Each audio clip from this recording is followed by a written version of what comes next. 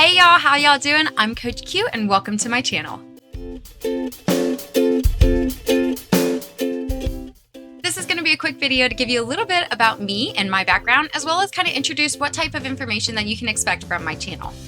To give you a little bit of background, I have been running and just training in general for 14 years now. I started learning how to run and kind of everything about it at 14, right before I went into high school, before I joined the cross country and track team. My brother actually was on the cross country and track team as well as the soccer team. And so during the summers, he would go on his runs. And I one day was just like, what if I just tried? And so I went on one of the runs with him, except the only bad thing is that we lived in Arkansas where we were so you had like hills. I wouldn't even call them mountains. So you had like hills right here, and then our house is right here. So it wasn't like a valley, you could call it. But one thing to know is that when it rained, obviously we got all the flooding.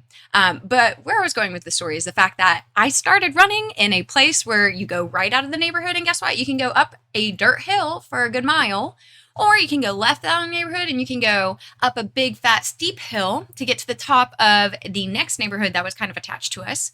Or you could go out down a busy road and take a right and go up a nice slight curve around a corner. So again, everything was a hill. Everywhere I had to run when I first started running was a hill. And for some reason that empowered me even more. I got that runner's high. I felt really good. I felt very strong. And this is because I was coming from cheer before this. I was a cheerleader before.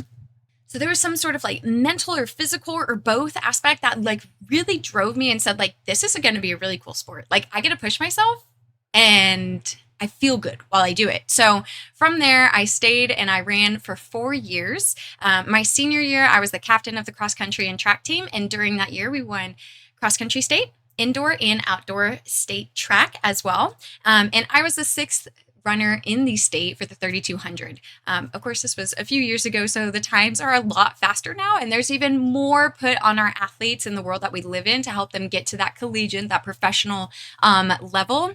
So I want to use my experiences as a athlete, as well as I have been coaching for a few years now. I am the head cross country and track coach at a school, a public high school.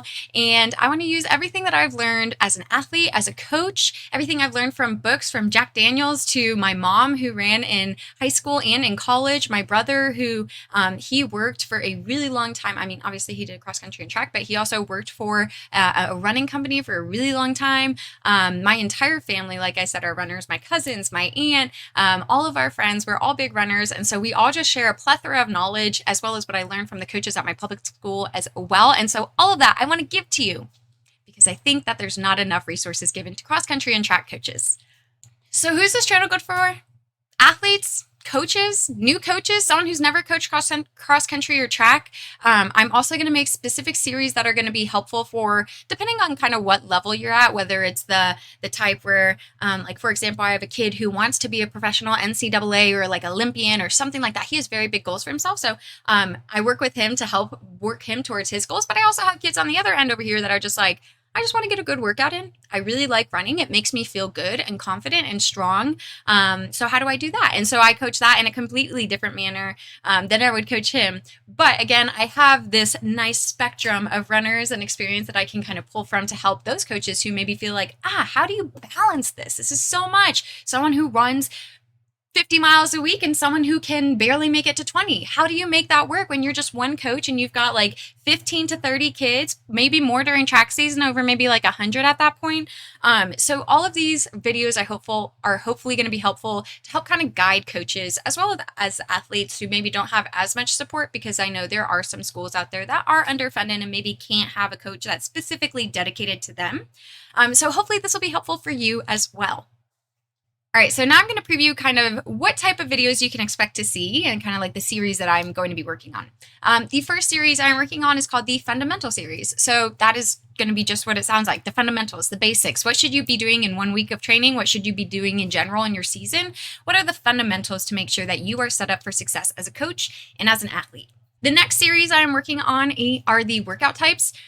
Yes, cross country and track is running. It's just running. I get that, and I get that's a perspective of a lot of people, especially people who don't understand the sport a lot. But there's so much science that goes into running and how to become a better athlete, the breathing techniques, the running form, even like the workout types. Like I said, those are all going to help you get to your goals and where you want to be, or wherever your coach wants you to be, or whatever it may be. All right, the next group of series I am working on is called Building Chemistry. And this is really going to focus on the chemistry that needs to be built between coaches, between athletes, and between everyone else who's involved. So those stakeholders that are going to be involved, like athletic directors, athletic coordinators, maybe people specifically, like for my example, we don't have a lot of bus drivers. So how do you work with those chemistry relationships to build those up? And then also everyone else, like the athletic trainers and maybe dietitians if you're in collegiate sports, and why it's important to have that chemistry. Because I know that it's not a typical sport where you're passing a ball to someone else, but it is still a team sport and you are still working toward a common goal. So how do you make sure that the chemistry is really fostered and nurtured to build an environment where people want to show up and be there and work for you and work with you? The next group of series I'm going to be working on is called Booster Club 101. So shout out to all my rural people, my rural schools that y'all maybe don't have a booster club, because a lot of times like it's really hard to get funding for public schools. I mean, y'all know that. And so if you don't have a booster club or you want to start a booster club, I'm going to take you through exactly how to do that. What should the relationship be like with the booster club? What do you need them to cover and take care of? What should you cover and take care of? And just kind of like the things that they can help you with in your daily life that will actually take a lot of stress off of you as a coach, because right, you're teaching and you're coaching and you still have a family at home. How do you balance all of that? Okay. The next series that I'm going to be working on is called The Mental Load, because our athletes are living in a world where information is so accessible instantaneously. So a lot of stuff that happens in real time, and it's a lot of time happening very quickly. So how do we give our athletes and our students the skills that they need to be able to survive in the world that we live in, keeping up with the pressures of the world that we live in, and then of course just like the things that come up just with growing and learning as an athlete, maybe even some of that traumas that may come up, and how do you help athletes who are going through a little bit of a challenge with mental health, and how do you kind of coordinate with them and give them the rest that they need to make sure they're successful, as well as how do you take care of yourself as a coach and your mental load, and then finally as well as like that mental toughness that has to be there for an athlete. How do you just say, I'm on mile 2 of my run and I feel like crap and I still have to finish another 1.1, and how am I going to make it through? Well, that's the mental toughness. You need to be mentally tough to be able to run your race. And so we're going to talk about that as well. And then the last group of series we are going to be working on is called Coaching 101. And this is going to be specifically more tailored toward my new coaches, my middle school coaches, and then also just people who have never coached cross country or ran cross country or track themselves. And they're kind of being thrown into this position. So what do you need to know to be successful? So that was a lot of information, mainly because I want you to know that there are going to be resources here for you to use, because like I said, cross country and track maybe doesn't always get, the limelight that they deserve. And so I'm going to use all of the knowledge that I have, the continual knowledge that I have through reading books and meeting different people, and bringing it to you in a very convenient way where you can just easily access it. And so you feel prepared for your season, you feel strong enough going into that first day, and you know exactly what your week, your month, and your year should look like.